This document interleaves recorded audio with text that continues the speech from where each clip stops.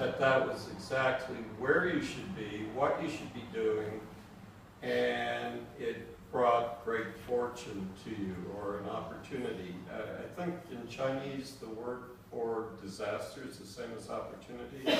Does anybody know? No Chinese people here.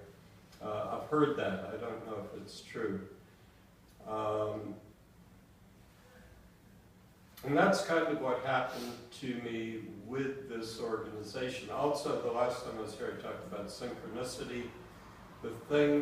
One of the things that first got me interested in yoga was a chorus girl telling me about the life about the book, Life of a Yogi, Autobiography of a Yogi by Paramahansa Yogananda.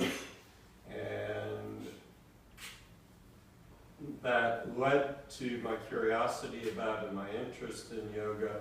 And coming here last Friday, I think the first day I was here, somebody said, have you seen the movie that's playing in New York? It's only playing in about 5 theaters around the country.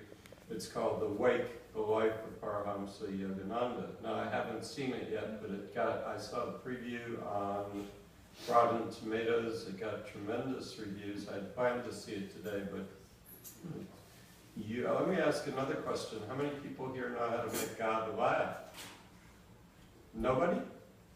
That's my surprise. And if anybody has to go, I know you have jobs tomorrow, you have to get up early, etc. So if anybody has to go, while I'm talking, just ask me and I'll reveal the answer to that question, how to make God laugh.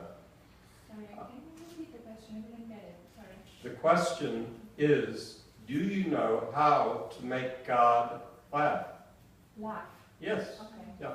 Do you know? No. It'll be revealed to you tonight. I'm holding that back to retain interest. So that's the kind of synchronicity. I told on Sunday, a lot of you were here Sunday, how I was working in a bookstore in Montreal my freshman year at McGill. The book fell off the shelf, hit me on the head. It was Swami Vishnudevananda's complete illustrated book of yoga. I wanted to study with him, wrote his address down, put it in my wallet, not realizing that he was about 2 miles away in Montreal at the time. And it wasn't until I had this crisis, which really created the situation, the need, the desire in me. I wanted to study with him, but that's what got me off of my rear end and got me into this yoga center. And when I got here, I realized that it was his center.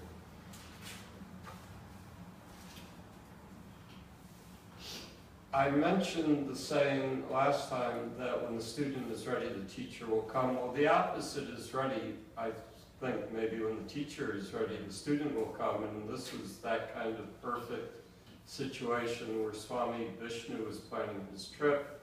I happened to have the skills that he needed. I was working in television, I knew video, had studied still photography, knew marine navigation, learned aeronautic navigation, and things came together. Now, when I came here and heard that he was flying around the world in a very small Peter Max painted airplane, I asked if he would need somebody like me. They said absolutely not.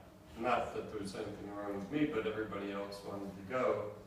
And in spite of that, I jumped in my car, went to the camp in Canada, the yoga camp that he was residing in, and walked up to him and said, I'd like to go with you.